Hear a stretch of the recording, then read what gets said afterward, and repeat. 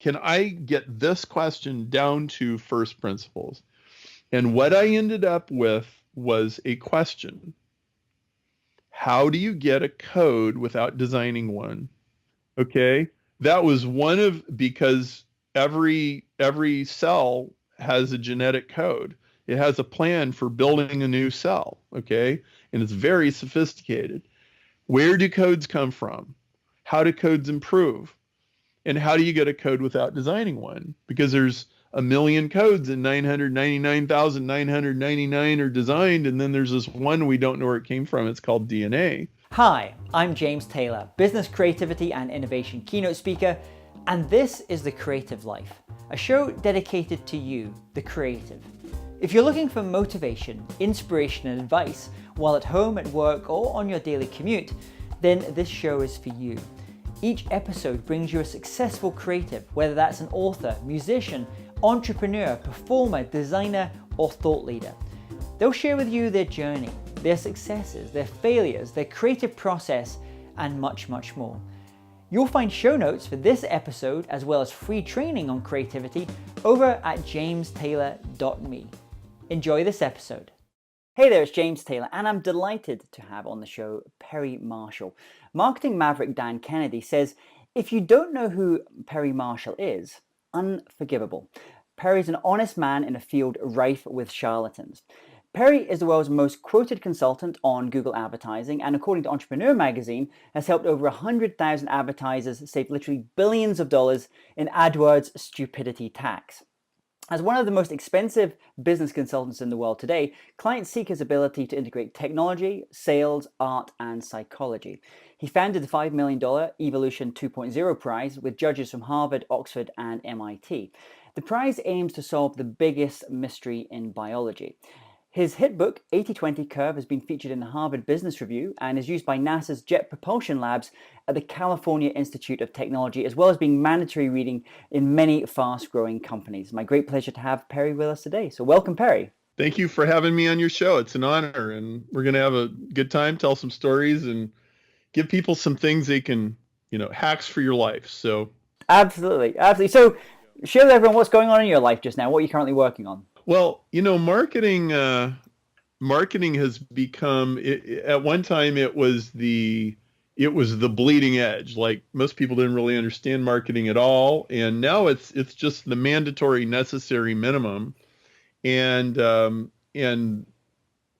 I've been concerned with what comes after that. And what I call it in my world is Rosetta Stone. But I've had five different people we call it Planet Perry, in the last 2.5 years, sell their companies for anywhere from 10 million to 150 million dollars. And the significance of that is, it's not the amount of money. It's not that. To me, it's the fact that they built extremely competition-proof moats around their business. And I think the name of the game is, how do you protect yourself from getting knocked off? Because everybody's looking for, oh, could I just copy that guy and be successful?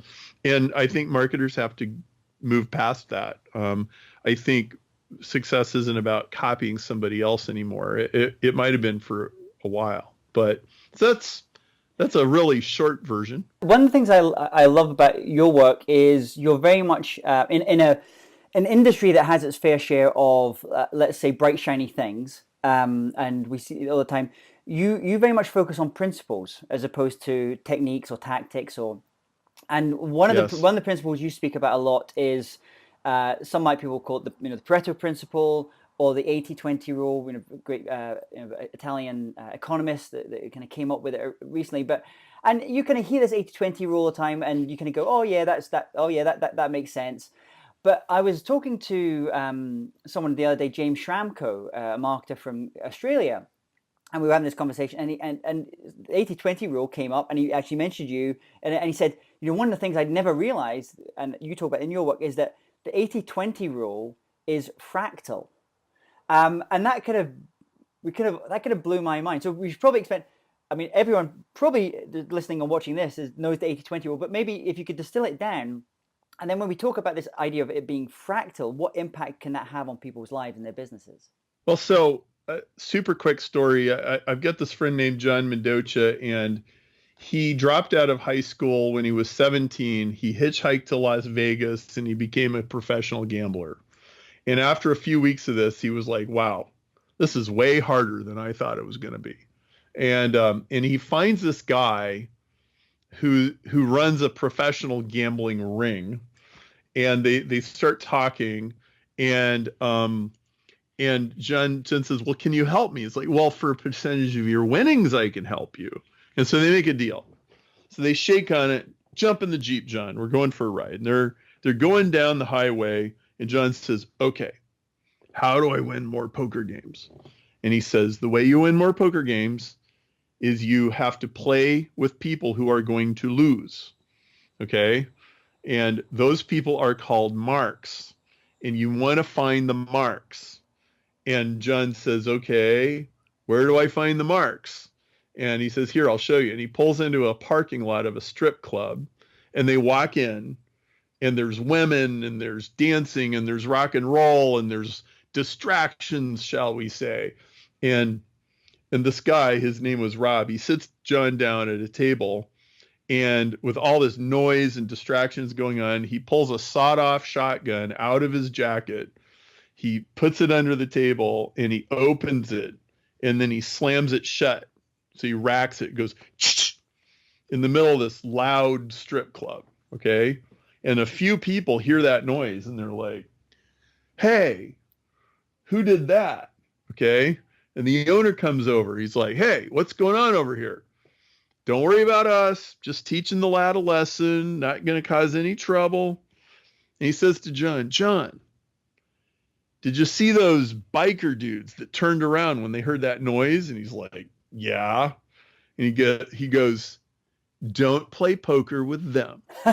They're not marks.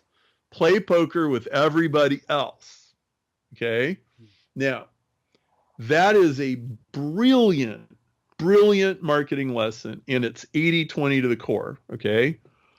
Because what racking, so I call it racking the shotgun. So racking the shotgun can be you put up a Google ad and some people clicked on it and some people didn't, right? Some people, so here's the fractal. Let me twist in the fractal version, okay? Fractal means that it's the same pattern at different scales, okay? So there's a tree in my front yard, and I can look at the whole pattern of the tree. But I zoom in on a branch, and it's the same pattern. I zoom in on a twig, and it's the same pattern. Zoom in on a leaf. I zoom in on the veins of the leaf. I zoom in on the cells between, like, with a microscope. And I see the branching pattern over and over and over and over again, okay? Well, so John racks the shotgun, okay? And basically 20% of the people in the strip club recognize the noise. Their reticular activating system says, I know what that is. Pay attention. 80% of them don't, right? Okay. So he just separated the 20% who aren't marks from the 80% who are, right? Just like that, right? Okay, Google ad. Then you come to the landing page. So 20% of the people click on the Google ad, 80% don't. 20% of the people sign up on the landing page. Some people don't. The rest of them don't. 20% of the people attend the webinar, 80% don't. 20% of the people buy something on the webinar, 80% don't. Every time we're taking a smaller and smaller and smaller number of people, and we're dividing off the 80 and the 20, and you find out in the 20 that's left, there's still an 80 that's the inferior and a 20 that's superior. And that's what I mean by fractal. And so it literally is mathematical. So 20% of your business comes from 80% of your customers, and 80% of your business comes from 20% of your customers, right? So you take the 20% that produce 80%. Well, guess what? 20% of the 20% give you 80 of the 80. And 20 of the 20 of the 20 give you 80 of the 80. So in other words, if you do the math, 1% of your customers will give you 50% of your business. Okay. And it's not just your customers, it's fractal in another way. It's also your products, it's also your salespeople, it's also your media channels, it's also the subdivisions in a media channel. So let's say that 80% of your business comes from Google AdWords. Well, guess what? Even if Google was 20% of your media channels, well, 80% of your business comes from 20% of your Google account. You could have 5 different ad groups and 80% of the business will come from one of them. Okay. And so this is true all over the place.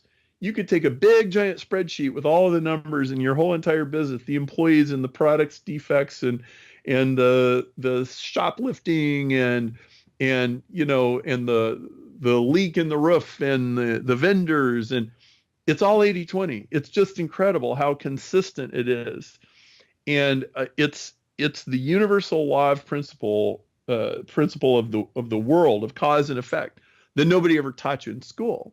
And it just keeps getting deeper and deeper and deeper. Like in 15 years, I've never run out of ways to use it or to see it. And so usually when people catch on to this, they're like, oh my word, honey, it's everywhere. It's outside the window. It's inside the window. It's the dirt trail on the carpet through, it's the number of how we use the rooms in our house. It's where I drive my car. I mean, it's everywhere. And so if you can like really wrap your mind around this, it'll totally change your life. And you'll see it everywhere you go. You'll see it everywhere. And you'll suddenly have a way of seeing the world that most other people simply don't have. And it's like you can just, whoop, there, I see it. Now I know what to do. Focus on the 20, eliminate the 80. Very powerful. And I think it also ties into other thing we had recently, had Jay Papasan on the show of the one thing with Gary Keller, which kind of is then once you've identified that whatever that 20% generates 80% is then going deep and really focusing on what are the drivers of that and really focus. And then so you've kind of got that on one side, which is they come from the world of real estate, so that's a certain market. And then you've got I've forgotten the gentleman who wrote the book Essentialism, which is going to the more almost like the more spiritual side of it, and living a more simple life, more focus on and that could be in terms of spending time with people who generate the majority of your happiness and help you feel gratitude in your life as well. So it is one of those, it's like those big, we've got to talk about biology as well, but it's kind of those big principles, those first, I think they call it like first order principles that you can kind of run your life by. And when I read your work, the person you remind me of a little bit is Charlie Munger, the business partner of Warren Buffett, wrote a book which is, it's insane. I don't think more people read it. It's his kind of like stories and the way that he sees the world, and it really talks to what you spoke about there, which is these idea of principles. And when the market's going mad and everyone's saying no, focus on this and webinars is a thing, actually, it takes some grit and some determination to like just focus those things out and just focus on that 20. I think it gets really wearisome. Okay, now when you're new at marketing and it's all sexy and exciting and man, which is a great, it's a great phase to be in. There's all of these things and you just get all jazzed up about all of them. But the problem is that you find that, well, probably 80% of the stuff eventually just stops working. Yeah. Because it's just a hack or it's just this little technique that has a very limited context. And boy, at some point you get tired of reinventing the wheel and you get tired of starting over. It's like, well, boy, I started over when I was 37 and then I started over again when I was 39 and I started over when I was 40 and then I started over when I was 42. Boy, this starting over stuff's just getting really old. So, you kind of develop a certain amount of cynicism and like, well, I want to build my whole life and my career on eternal principles to the most extent that I possibly can. And so, I don't pump and dump like all these crazy things like most people do. I firmly take the position that if you get the fundamentals right, then you can do basic things and they'll work. Mhm. If you always have to be doing some esoteric tweaky thing in order to get stuff to work, it probably means that your fundamental game is off at some basic level. And you can never fix that with a bunch of Yeah. hacks. And so, That reminds me, just now where we're filming this today. I'm actually in New York, in upstate New York, and we're running a creative retreat, and we have guitarists from all over the world that are attending this. And I've got two incredible teachers, guitarists that are teaching it. And it's interesting. Often the younger students that come in, they want to talk about the gear. What guitar is it? What's the amp? What's the thing? What's yes, the hip yes, thing? And yes. it can get a little bit frustrating for some of the more experienced teachers because they say they're looking at the wrong thing. Hmm. And often Hmm. in your career, regardless whether you're a marketer or a creative musician, whatever you're doing, your toolkit actually often reduces over time, and you go Yes, it really does. deep on those things. And it reminds me, I recently interviewed 120 of the world's best keynote speakers for an event that we did, and people like Jack Canfield and Sally Hogshead and these great speakers. And what was very interesting about them is they really know what their 20% things are, and they've really dialed in their life. So it's about those things where maybe the newer speakers, it's on this gimmick or that brainy thing. But I think it's very hard in today's culture to focus and to kind of cut out those areas. There's a great example of this on the liner notes of of the first album by Boston, which came out in the 70s, okay? And if you have the LP, it's on the back cover, okay?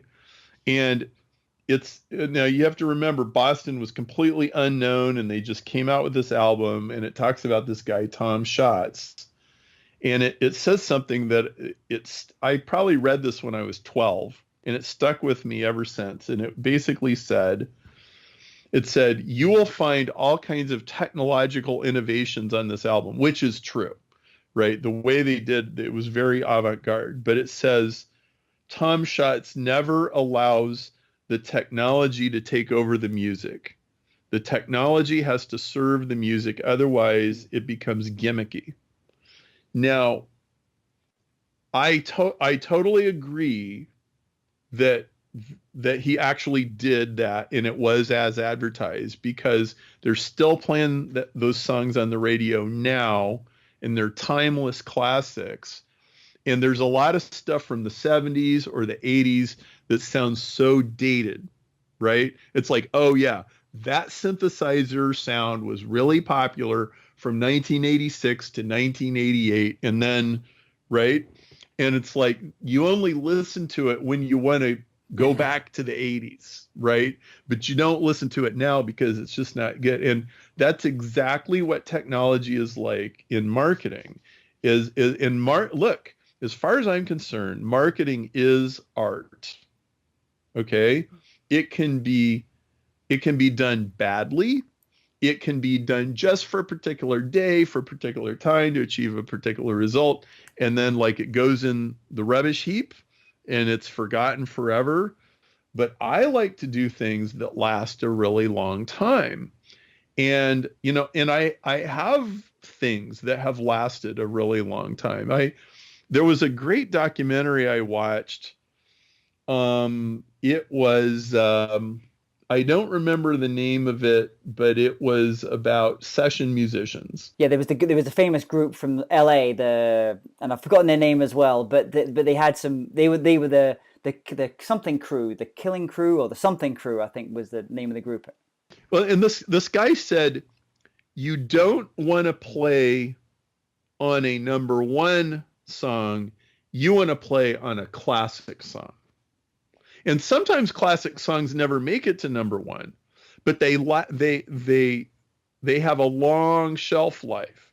Like I think now Dark Side of the Moon by Pink Floyd was a massive hit, and I think it was like number one for I don't know like 2.5 years or some crazy long period of time. But the achievement, in my opinion, about that is making a timeless, great album where they got the principles right, they got the arrangements right, and almost always on albums like that, you don't find people doing all these crazy experiments with funky brand new instruments. Like, how long have guitars been around, and how long have drums been around, and how long have people been singing? The keyboards probably reflect a certain space and time, and that's fine. But and I really value things that have an enduring shelf life. And it's how I orient myself. Like, if I'm going to read a book, I want to read a book that's probably still going to be true in 20 years. Well, I know everybody's look behind me, right? And everybody that's listening to something like this has lots of books, and everybody hasn't got around to reading them. Well, try this. Try eliminating all the ones that will be obsolete in 20 years, because you can figure that out pretty fast. Okay, guess what? You probably don't have to read that. All right, now, if you're a PHP coder and you need to know the latest version of PHP, then okay, that's fine. And we all have to learn some temporary things, but 80% of what you learn should be the permanent stuff. And I'm looking on your shelves there, and I'm trying to see. I'm seeing if I can see any biology books, because one of the things that you've done, which is a really cool project. Well, that's the over there. That's the other wing of the bookshelf. I got some right here. So one of the things that you're involved in is this really cool prize, the Evolution 2.0 prize. And yes. People say I've got goals and I've got a big audacious goal, but this is a big audacious goal. So tell us what this big audacious goal is, what it's about, and kind of where things are at with it at the moment. I've got a few ambitions in my life. I would like to heal the rift between science and religion. That's one. I would like to start a second Renaissance. That's another one. And I think that I think biology is the place that you need to start, because biology is where all the arguments between science and religion generally happen. Evolution is right up there with abortion, gay rights, gun control, and immigration. It's like highly polarizing topic. People have a hard time talking about it and staying calm about it. But you talk about principles. So what's the Evolution Prize about? Well, I went 14 years ago, I went down a rabbit hole, and the rabbit hole was, okay, so what about this whole creation evolution thing? I'm an engineer, and my instincts were, I said to my brother, I said, look at the hand at the end of your arm. I said, this is a nice piece of engineering. And I said, you don't think this is an accumulation of random accidents, do you? And he goes, hold on. And he kind of came back with this, and there's a version of the history of the world, according to some people, that all you need is billiard balls banging around in the universe and survival of the fittest, and you will get a hand, and you don't need any kind of design or any intentionality behind the whole thing. So basically, the Richard Dawkins kind of selfish gene approach. Yeah, exactly. And there's a whole slice of the world that kind of lives by that story, and he was telling me that story, and I was like, that doesn't really make sense to me, but I might be wrong. So I'm an electrical engineer. I know how to read a scientific paper. I am scientifically literate. I am going to put on my engineering hat, and I'm going to get to the bottom of this. And I'm going to get to the deepest principle that I can find, and I'm going to sort it out if I possibly can. So here we go. And I just went down. Well, that was 14 years ago.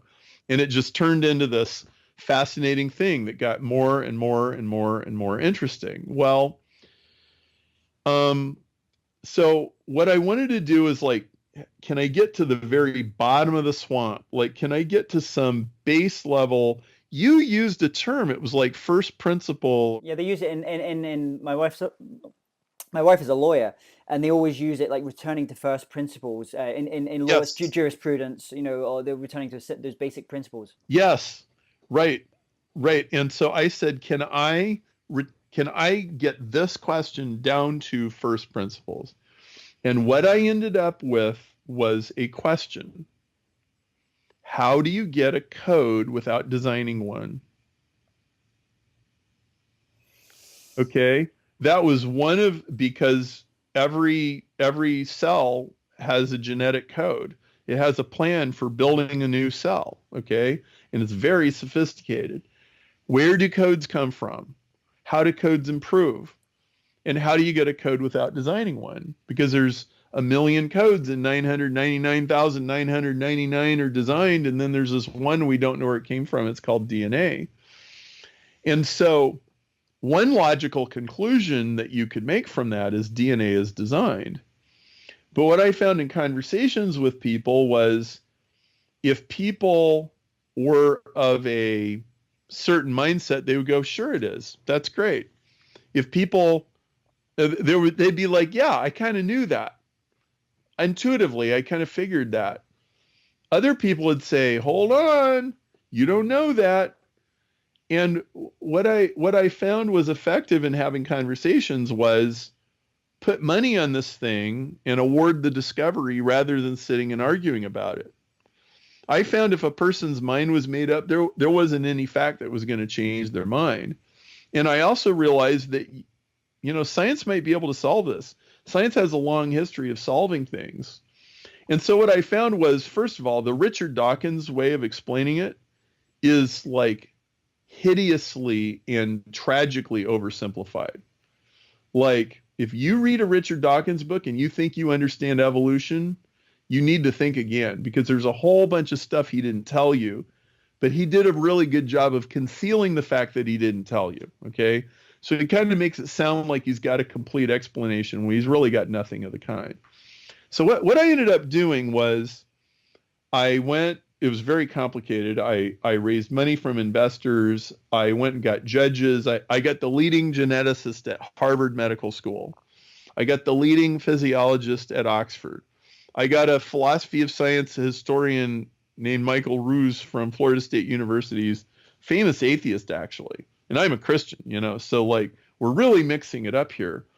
And I said, nobody gets to claim they've solved this until they solve it. And you can't make up a story about a warm pond or a lucky lightning strike or a happy chemical accident. You actually have to solve it. And so we have this prize, and it's $5 million. It's the largest prize on HeroX.com. And we're really after a solution. And I think, we talk about first principles. I think this actually is a search for an even deeper principle. I think there's an even deeper principle that we do not understand that is at the heart of life and evolution and artificial intelligence and consciousness. I think all of those questions actually converge in a single deeper answer that we've never gotten to.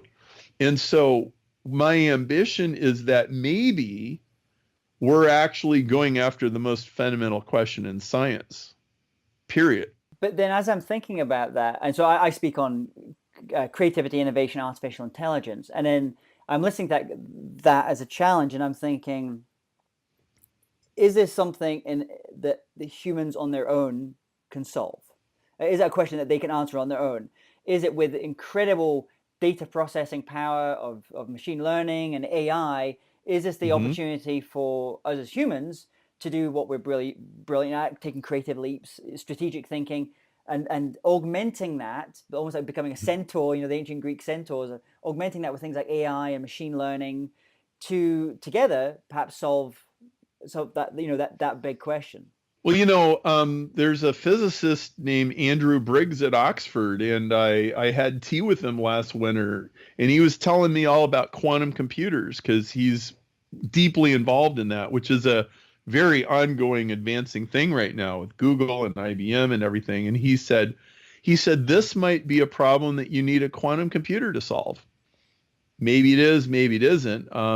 What I can tell you is that human brains have a form of processing that I do not, as far as I can tell, computers completely lack utterly. Um, Humans can do inductive reasoning at will. Humans can make inferences, and computers can only deduct. You can program them to infer, but you have to tell them. You basically have to tell them what their choices are, and then they just kind of pick one, essentially. Is that quote? I can't remember who said it.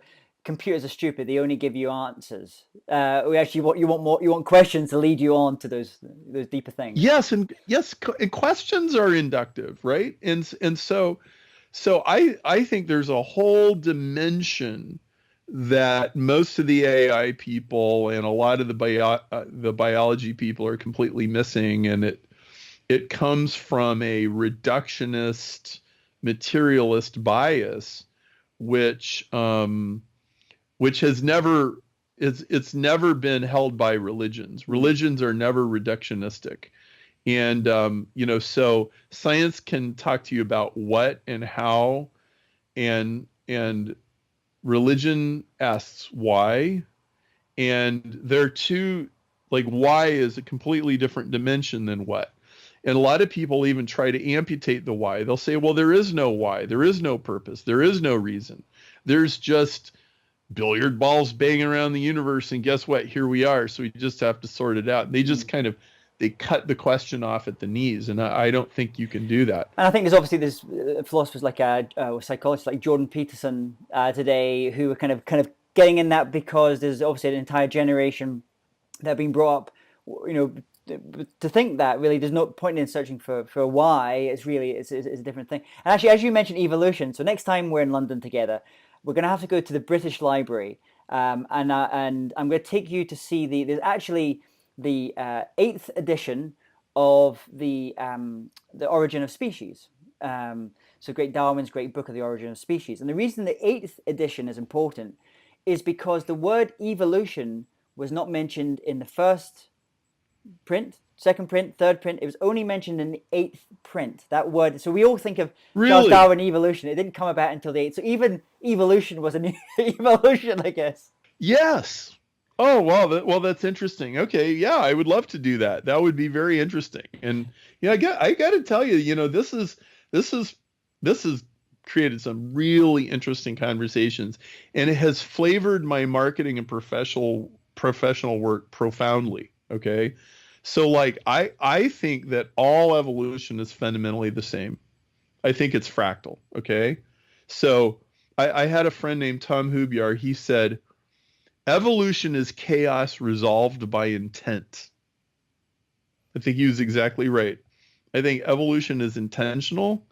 So whether you're talking about evolution of marketing campaigns, evolution of jazz, evolution of pop music, evolution of political ideas, evolution of economic models, evolution of Facebook campaigns, evolution of cells, bacteria, multicelled organisms, it's all running on the same set of fundamental principles, okay? And so this has led us to creating software. This has led to various approaches to solving marketing problems. I have a whole evolution department in my brain that I sometimes go into when I've got clients and we're trying to figure out how to solve puzzles and stuff. And what I would say to marketers is, if you're an entrepreneur, if you're a marketer, if you've been out there doing stuff, you understand evolution better than you think you do. You might understand it better than some biologists even, because what happens when you're sit there with your Facebook ads or your Google ads and you're split testing stuff and you're trying to improve your landing pages and you're going through all this and you never know what's going to actually work. And sometimes, and it also is quite humbling, because you think, I've got this incredible ad copy, I've got this incredible image, this is going to absolutely kill it, incredible offer, and then the market tells you something totally different. So as you've been going on your own journey, I'd love to know, what has been the key aha moment or key insight, a time in your life when you said, this is really maybe the direction I want to go with my work and I want to go with my life? Well, I'll tell you two epiphanies that hugely shaped my life really quickly. One of them was I told you about the conversation with my brother. Hey, look at the hand in your arm, and I said, "Well, I'm going to get to the bottom of this." Well, I was lost for a while, and I was reading some website or something, and I suddenly a dot connected, and it was an interdisciplinary dot, and it was I was trying to understand DNA and genetic code, and it was all kind of new to me. I was like, hey, wait a minute. I've seen this before. I know what this is. Why? Because I wrote an Ethernet book in 2002, and I suddenly realized that DNA and Ethernet have the same data structure. Okay. And that suddenly two worlds collided, and I started connecting them. Now, that totally changed the direction of my life. Now, to people listening, how do you apply this? I mean, yeah, you could read Perry's evolution book and it would tell you more about that story, but how do you generalize that to your life? Well, one thing is the deeper you go into so let's say you've got a hobby and you like to ride horses, and then you have some kind of a marketing or consulting business or something, and then let's say that you have some other activity like some club you belong to or a religious organization so you have these different worlds and they don't really seem to intersect. Well, my experience is if you go deep enough into all of them, they all intersect at some deeper level. Yeah. They all connect, right? It's why you started talking about guitar playing, and I was like, yes, yes, yes, yes, right? Because at some deeper level, guitar playing and marketing is the same. Yeah. And then I just got done saying, oh yeah, and evolution is also the same. And the evolution of guitar playing is like the evolution of cells. It's intentional, right? But also those areas which maybe from the outside people could look at them as quite disparate, and maybe if someone's watching this just now and think, well, I've got this thing and I'm really into this and I'm going super deep on this, but then they're not connected. If you look at the work of Dr. K.H. Kim, who we've had on here before, professor, she did the work on the Nobel Peace Prize winners who become Nobel Peace Prize winners, and she said one of the key things that differentiates them from other just general like professors and PhDs and award winners is that they're very good boundary crossers. They're very good Yes. at taking something from one area, becoming very skilled in that, and then changing either by just the circumstances or by planning it to move into a different area. And obviously, Richard Feynman is a good example of that. But Yep. these are boundary crossers. So as you say, you can absolutely use those different areas of your life and finding those crossovers. Well, and that's exactly my point is that if you want to really get to the rich stuff, is be a boundary crosser. Okay. And so the starting point with that would be, well, you go deep enough into two completely different things until you finally start to see how they're actually similar, right? And then you can do it again, and you can do it again and again. And you get faster and faster every time. And what you'll find is that if you've done it 3 or 4 times, then you could get some assignment or some new client or some new interest that comes up in your life, and you could get as far in 5 days as some people would get in 5 months and 5 years, Yeah. because you know what it feels like to touch the bottom of the swimming pool. You have a different multiplier. So let's, as we start to finish up this, I'd love to know, you read widely, you're always researching. Are there any tools that you find very useful? I know we've been kind of talking at the start, you're like the bright, shiny thing, but are there any tools you find very useful in organizing your ideas, organizing this information, and they just find to help you become more productive? Well, one tool that has helped lots of is called the marketing DNA test. It's $37 retail. It's worth every penny. There's also in the 80/20 book, there's a back door where, as a book bonus, you can take the test without paying extra. And it tells you how you persuade and how you sell. And I defined 8 different modalities of how people sell, and most people are a combination of 2 or 3 of them. And your particular combination is really powerful. And and like my first 2 years of sales were just dismal. In fact, really longer than that. It's really for about 5 or 6 years, I just failed in sales, but I didn't really have a choice. It's like I have to figure this out. I just have to. I have no choice. So I eventually did. And when it started working, it was because I was selling within my marketing DNA. Okay. And so I would highly recommend that. It's at marketingdnatest.com. And again, there's also a link inside the 80/20 book that'll take you back through another route. But like everybody has to sell, everybody has to get human beings to cooperate with them, even if they're a scientist or a housewife or an economist or whatever. Everybody has to sell in life. So if you can figure out like what is your real channel and just cultivate that channel, it'll make your life so much easier and you'll be about 10 times more productive. And I think it's great for many creatives that are watching this, listening to this just now, who maybe their thoughts of sales are the kind of Glengarry, Glen Ross, or big closing, Right. the Alec Boulder thing. Then this offers you an That's opportunity. just one channel. Yeah, there's 7 more. Yeah, so you can go in there, go and do that test, find out what your DNA says. And then if you were to recommend one book, we're going to have a link here, obviously, to your site. People can check out your writing and books, but one book by another author that you find is very impactful, you think more people should be reading. What is that book? I'd say the book of Proverbs by Solomon, which is in the Old Testament. I'm going to guess that 2/3 of entrepreneurs have never read that, and they should. It is the most brilliant business book. And what it is, it's not a business book. It's like a foundations of business. And it's about not making judgmental and ethical screw ups is what it really is. It's about being wise.